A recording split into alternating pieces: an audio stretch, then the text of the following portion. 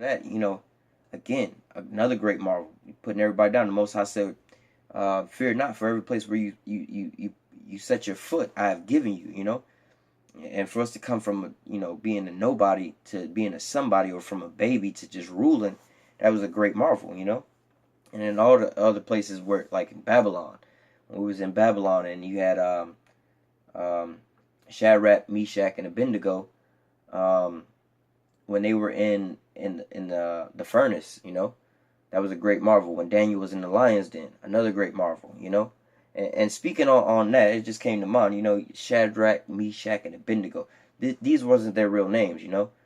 Same way as in modern day Babylon, they took us over there and changed our names, gave us Babylonian names. They tried to take away our heritage at that time. Uh, um, Getting back into the marvels, great marvels. Look at the transatlantic slave trade.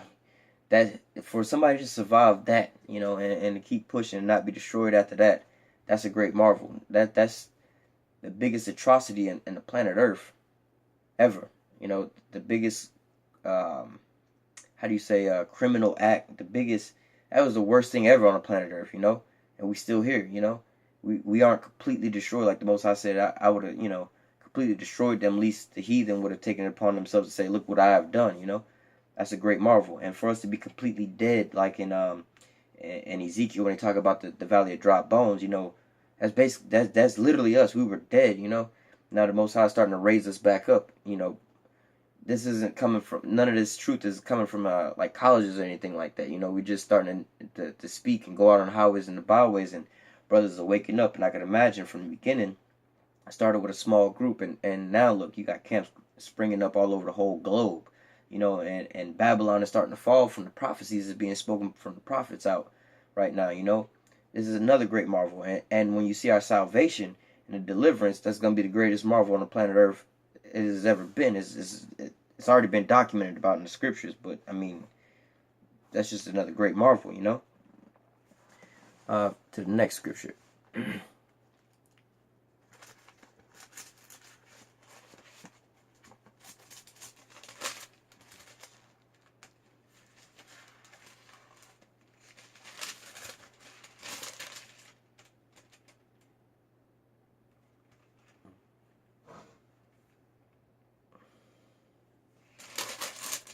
There we go.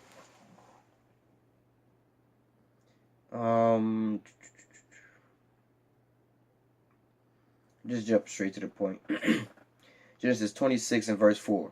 And I will make thy seed to multiply as the stars of heaven, and will give unto thy seeds all of the countries, and in thy seed shall all nations of the earth be blessed. Okay? Again, when the other nations had us in captivity and stuff like that, they, look at Babylon right now. How they claim that America is the greatest country on the planet Earth. Why? Their military might, their money, the things that they have. Well, let's get to the end of all that. Who's predominantly in their military? Who's giving them all their inventions? Who is out here working and building up all their society? What would America be without Israelites? It'd be very boring and nothing really going on here, because Esau's not working for nothing. He goes forth conquering with his sword, but who's really wielding his sword? Esau's not really out there on the battlefield like that. He's commanding us to go out there, and we're the ones fighting, for him. And also it says, I will make thy seed to multiply as the stars of heaven. So when you look at the birth rates among the nations, Esau is highly on a decline right now. Highly, highly on a decline. But the Israelites, just like in Egypt, even in our oppression, like that's why the Pharaoh said, we gotta deal wisely with them. We basically got to come up with a plan against them. Lest they multiply and become greater than us and take us down in war. When Israel's being oppressed, we still multiply. It's just like actually it's a commandment from the Most High for us to multiply. It says, "Be fruitful and multiply." That was a commandment that the Most High gave unto us. And as you see here, the Hispanics, they have a lot of babies, and that's not a bad thing. A lot of people here in America make it seem as if it's a bad thing. I look at that, in a carnal sense. And I say, look at their families all together. They're very family oriented. They don't really need much for nothing. They're a lot less dependent on Esau and his system because they can depend on their family and their relatives. Whereas um, some of the other tribes like Judah, we don't really like to do anything with our family. We want to do everything on our own and by ourselves, and we try to use Esau and his so-called handouts to try to get a hand up, you know. But we're like the sands of the sea, we multiply like abundantly, if you was to take a census, which this is wicked, you're not supposed to number the children of Israel, but just to take a percentage of the people on the planet Earth, the Israelites outnumber everybody. I mean, if you take us and divide us up into each individual tribe, we still outnumber everybody. But if you collectively put us together, we just blow everybody out of the water, We got to multiply like the sands of the sea. There's another scripture about this in Genesis as well, as being you're going to be basically as the dust of the earth, or the sands of the sea and the stars of the heaven,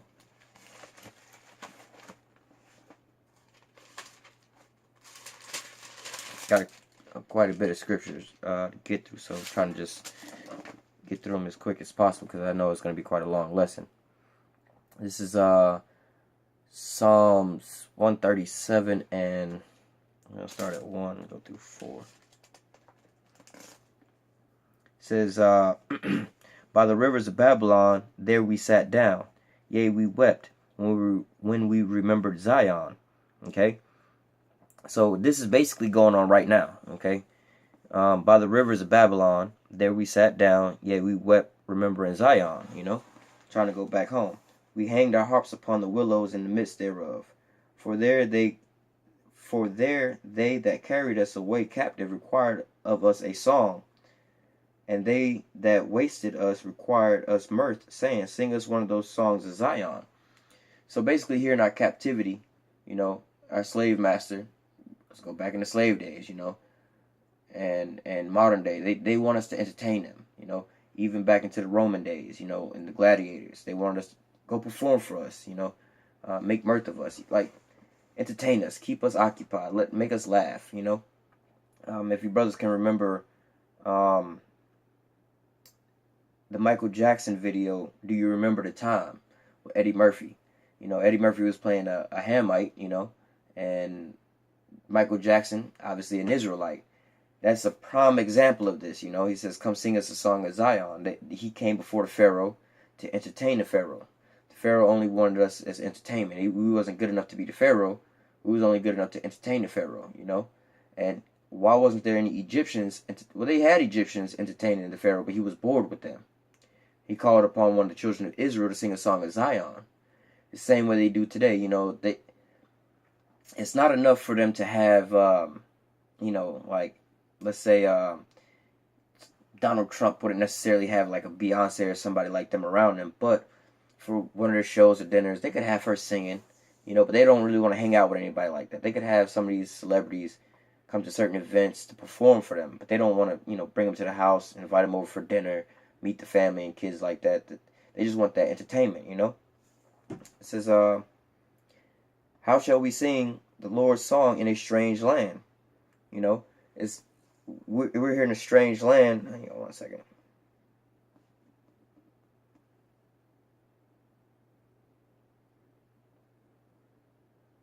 We're going to read this all the way through.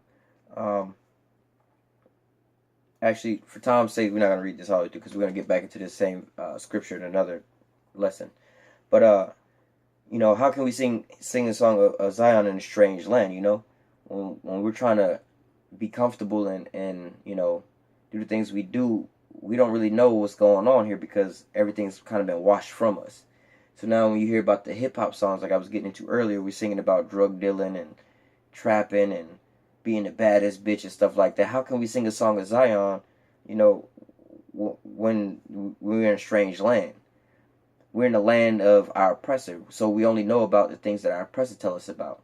We're not really here singing the original songs of Zion and praising the Most High and stuff like that because Esau has put it in our minds. We want to be the biggest drug dealer. We want to be, things like that. We want to be the baddest bitch. these are all the things that, you know, Esau has given unto us. So the question here is, how can we sing a song of Zion in a strange land when we're occupied by all this other stuff?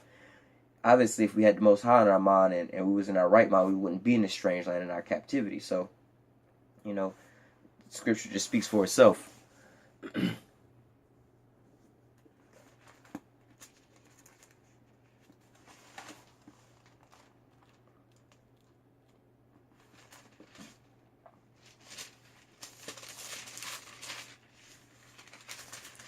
This is gonna be I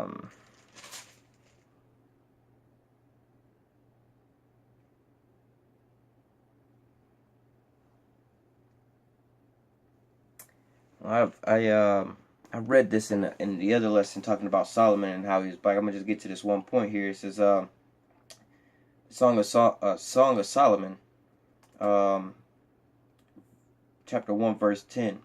Thy cheeks are comely with rows of jewels, thy neck with chains of gold.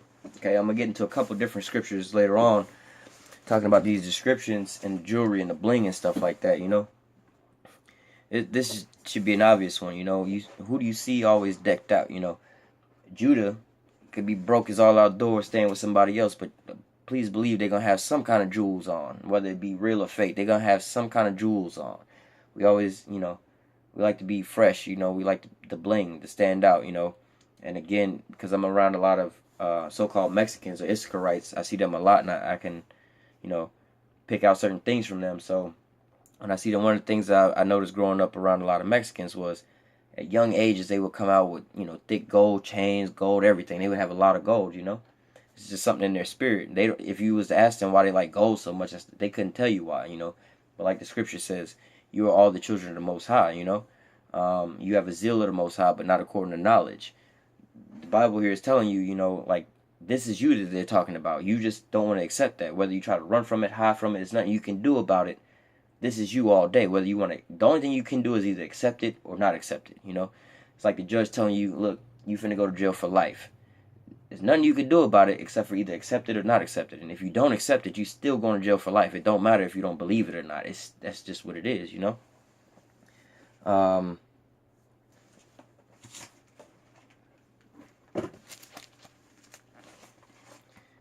Getting to the next scripture.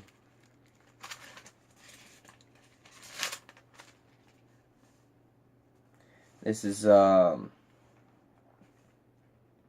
gonna just scroll through this here, and this is really the whole chapter here. I'm gonna just go through it like this. In Exodus chapter 39, you pretty much have to read the whole chapter, or verses.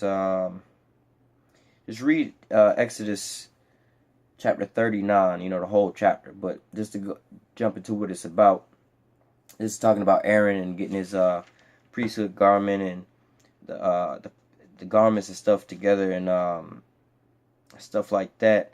But inside the garments, let me just read a little bit of it. Man, I'm gonna jump around. And of blue and purple and scarlet they made clothes of service to do service in the holy place, and made holy garments for Aaron, as the Lord commanded Moses. Okay, and he made the ephod of gold, blue and purple, scarlet, and fine twined linen. And they did beat the gold into thin plates and cut it into wires, and to work it in the blue and in the purple and in the scarlet and in the fine linen with cunning work. They made shoulder plates or shoulder pieces for it, and to couple it together by the two edges it was coupled together. And the curious girdle of his ephod that was upon it was of the same, according to the works thereof, of gold, blue, purple, scarlet, fine twined linen, as the Lord commanded Moses. They wrought onyx stones enclosed in ounces of gold, graven as signets are graven with the name of the children of Israel. And he put them on the shoulders of the ephod, and they made that they should be stones for memorial to the children of Israel, as the Lord commanded them. Okay.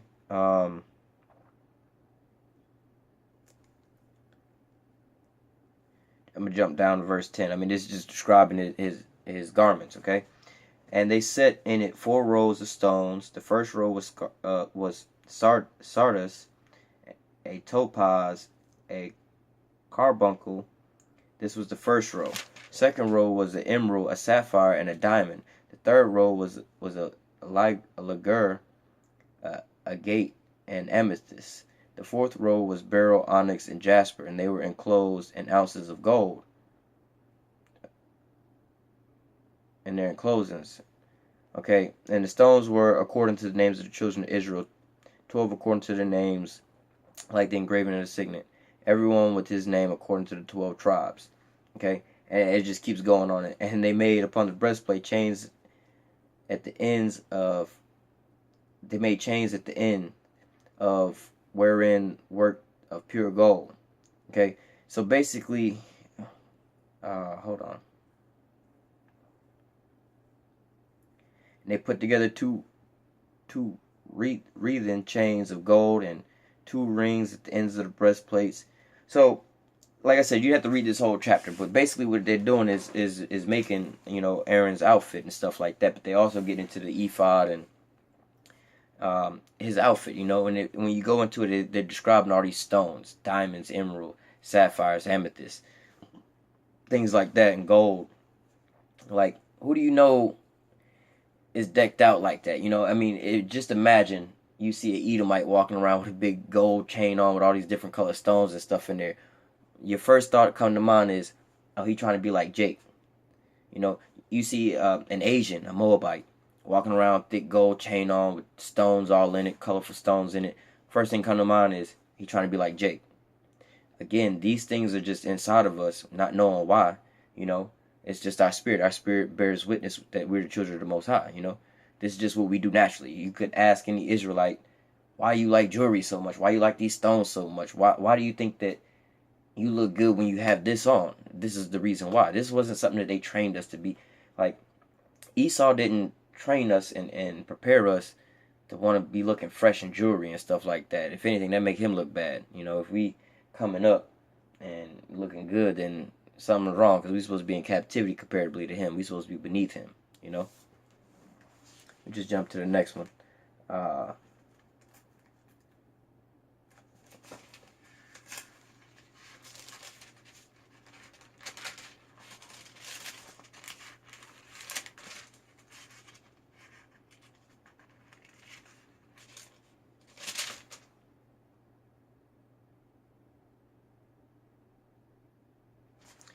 This is Leviticus chapter 8, verse 13.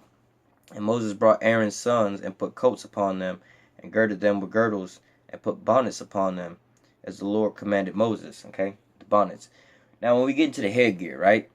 When you look around at the different nations, you know, you have our women. Okay, our women like to naturally just keep their hair covered all the time, whether it's a shower cap. You know, your mama come pick you up with the shower cap on or something like that.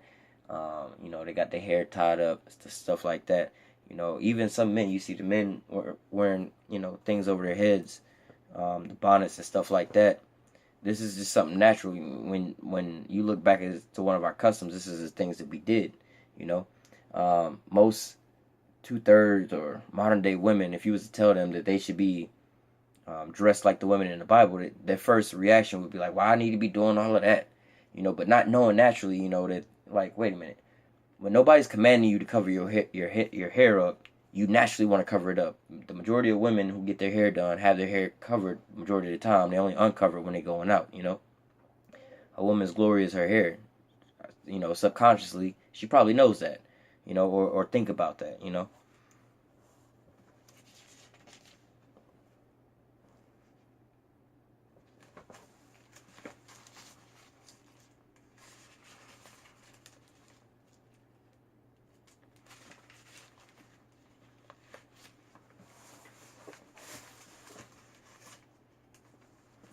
This is going to be Numbers chapter 15.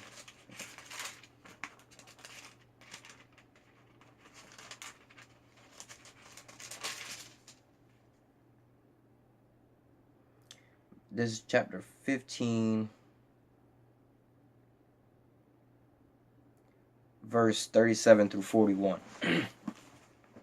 And the Lord spake unto Moses, saying, Speak unto the children of Israel. Okay, Moses, the Most High told Moses, speak unto the children of Israel. Only the children of Israel. Okay, so this is going to get into another thing. So when you talk about the laws and who can keep the law, Moses only spoke to the children of Israel about this. Speak of the children of Israel and bid them that they make. Let me read that again. Speak unto the children of Israel and bid them that they make them fringes in the borders of their garment throughout their generations, and that they put upon the fringes of the borders of the border a ribbon of blue. And it shall be unto you for a fringe, that you may look upon it and remember all the commandments of the Lord, and do them, and that ye seek not after your own heart and your own eyes, after which you use to go whoring, that you may remember and do all the commandments, and be holy unto your God. I am the Lord your God, which brought you out of the land of Egypt, to be your God, for I am your Lord, for I am the Lord your God. Okay? So speaking of the fringes, this is something that that was one of our customs. We were supposed to make fringes at the bottom of all of our garments and things like that. When you look at any of the pictures of the Native Americans, in their clothing and their outfits, you could see that they all had fringes at the bottom of their outfits. Any of their garments that they wore, they all had fringes at the bottom of it. Even though they had kind of gone off a little bit, from being over on this side of the globe for so long, they started to lose some of their customs throughout the generations, but some of them were still intact. You could see the remnant of some of their customs that they originally had back in, when they was back on the other side of the globe in Israel. Okay, not only that, but you have the Mexicans. You see a lot of the so-called Mexicans that they call a poncho. And if you was to just go look up a poncho, basically, when I wear my garment that I have, one of the ways that was trying to get me a garment real quick, I just went online and just looked up Mexican poncho, and boom, you got a straight Israelite garment. All you do is throw the border ribbon of blue at the bottom, and you have exactly what they describe inside the Bible. No other nations are walking around like this. This is just something naturally. And if you was to ask, like, when you look that up, you're not looking for a Hebrew Israelite garment. You just type in Mexican poncho. You see, they call it two different things, but it's basically the same thing, And where did they get that from? It came from out of the scriptures, out of, who they were. Okay?